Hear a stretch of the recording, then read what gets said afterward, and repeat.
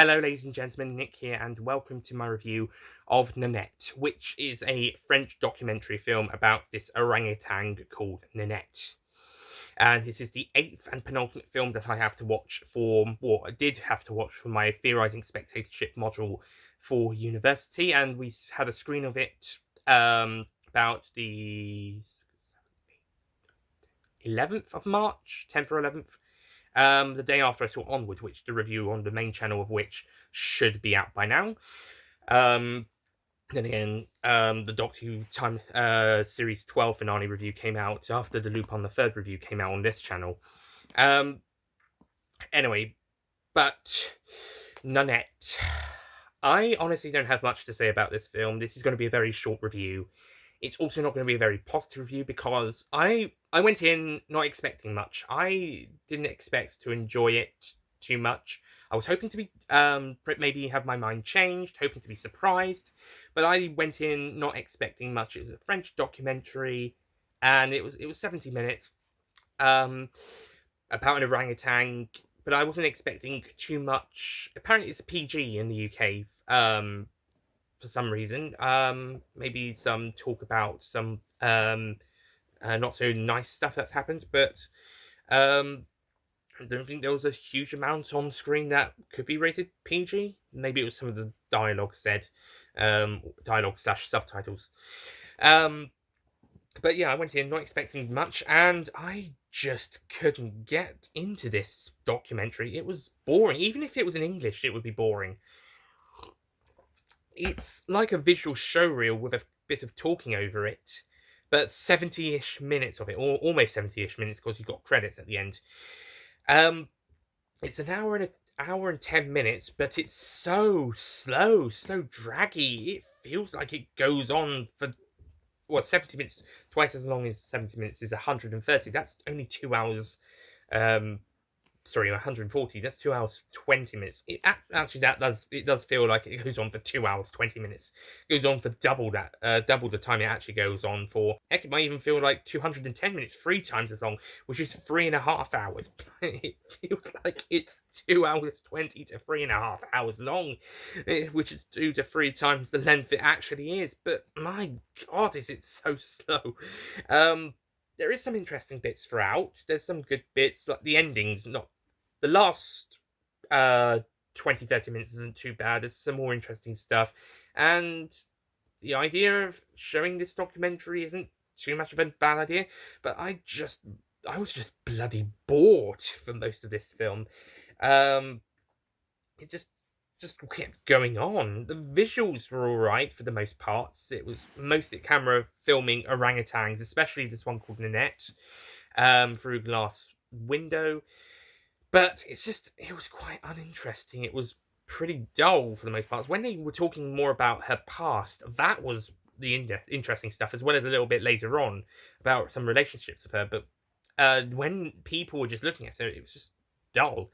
It might have been a good idea to try and get people's reactions at the time, but it just because we don't see people's faces apart from reflections in the glass, it feels like a little bit of a jumbled mess of audio clips, rather than proper what do these people think, rather than properly edited in different segments of what different people were doing, saying about Nenette. It just comes across as a bit dull, really, and there isn't really an awful lot of interesting stuff. The interesting stuff that is in here is a bit more spread out, which does at least make it make it watchable, and you can stick around watching the whole thing so that you can get to the more interesting stuff, and it's not all crammed into one bit or another bit, and you get some dull bits. Although I think it does get pretty close towards the end, but if it means the ending, the last act, can at least be interesting, then it's worth it. But it was like at the start or all in the middle, then there would be a problem. It's not all the interesting stuff is at the very end or towards the end. It is, like I said, spread out. But if it was the closest to any part, it would be towards the end.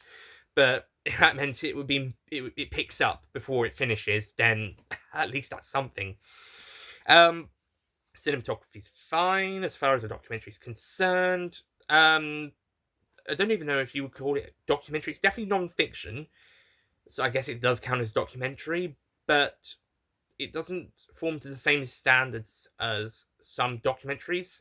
Especially as I've been doing two other courses this year that are documentary related. We had documentary film theory last year. We watched parts of some films, and also a news TV news documentary. Um, and also non-fiction filmmaking, which we watched some documentaries or parts of some documentaries um, before going out to do some filming of our own, make our own ones. But this one doesn't quite come under the umbrellas that we've seen before. So actually, it is pretty much a I would say interesting new angle to go down for this genre. But unfortunately, the thing itself isn't that interesting. Even if this was in English, it wouldn't be that interesting. So it's not the fact it's French; it's just not very interesting. I think it's the problem is the topic and the length. I think maybe if this one was perhaps 40 minutes, 30, 40 minutes, maybe it was a TV documentary like you would have, say if it was British, an English British one, a documentary special that you could have on the BBC in the evening, perhaps. Um, Not necessarily an hour long one, but a 30-ish minute one like Inside Out or Time Shift. Actually, is Time Shift an hour? I'm not sure, but something short, not too long, or one for a streaming channel. It's well, actually in 2010 they wouldn't have been up there, but something a little shorter than this. I think this one should have been 30, 40 minutes, and it's dragged out to be 70. Um, and it does. You feel every minute, every single minute. I wouldn't say every single second, but you feel every minute. Um, so it is pretty slow. It is a bit dull quite often, very often even, with a few interesting bits now and again. I will say this: the most interesting stuff does come from the zookeepers, but that's not saying an awful lot. And the reactions from the people seeing the net, not too bad to start with. Actually, pretty good, despite the audio quality and editing. But then, as we keep going along, it becomes less interesting and less of a good idea.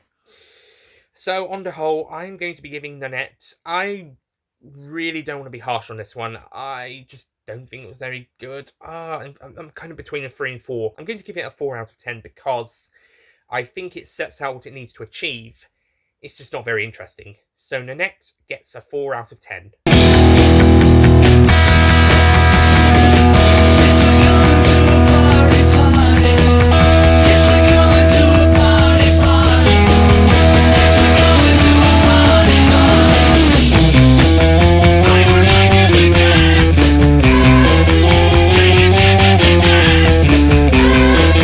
Yeah, and also it got a 4 because I was actually thinking about maybe ranting about this film because of how bloody bored I was, but I've lost some of that rant since watching that rant mode since watching that film. Also, the fact that it wasn't as disappointing as Innocence, and if I gave it a lower score, that would be a bit unfair because Innocence was more disappointing. Whilst Nanette, I was actually expecting not to really like it. I mean, I didn't expect it to dislike it, or at least not enjoy it as much as I did, but I wasn't expecting an awful lot from it. So giving it a score lower than Innocence would be unfair, despite my personal feelings. That being said, it is so boring. I was very close to giving it a 3 out of 10, and also scoring it between lower than Innocence on my overall ranking of the films I've seen on this module. Still got one more to go. Prediction wise, that would be above Nanette, but below the top 5. So they'll probably be about 6th, but we'll see. But as for Nanette, I really found this bloody boring, but it had a few good bits there and now. And to be honest, I wasn't disappointed. I was, but I wasn't expecting much from this. So my disappointment wasn't as much as with Innocence, which, oh boy, go and check out that rant for more reasons, and same for Elephant, because those two were very disappointing. But this one, I was kind of expecting not to really enjoy it, so I can't say I was that disappointed, or at least not as much as the other two I just mentioned. but it's still one of the weaker ones I've seen in this module. Anyway, that's it from me. The last film of this module that I have to watch, though I should have seen it back a few weeks ago, but I had issues, some issues with it. So the next one I've still got to watch is Snowpiercer. And then that's it, and then there might be a ranking afterwards. Yay. Other films coming up I will be reviewing are The Sound of Music, which will be the next review generally on this channel, followed by The Favourite. Ooh, that's going to be an interesting one to talk about. That's going to be a mixed feelings one, considering there's positives and negatives I've got with that one. Sound of Music, on the other hand, is probably going to be the most positive review since Lupin the Third, The Castle Cagliostro on this channel, what is for film-wise anyway, and Doctor Who will return shortly afterwards with Series 3. I must apologise that I said I haven't got much to say about it, and now we've come to about 11 minutes or so at time recording. Anyway, that's it from me. Thank you for watching. I'll see you guys next time. Goodbye.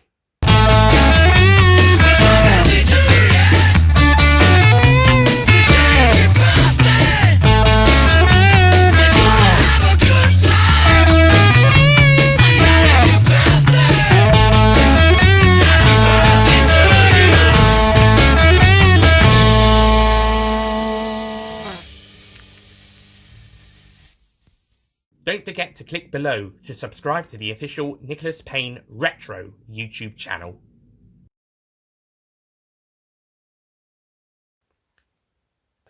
Heck, maybe even 3 hours 10. Heck, what doesn't... I'm going to go with a 4 out of 10 because it does set out what it does need to achieve.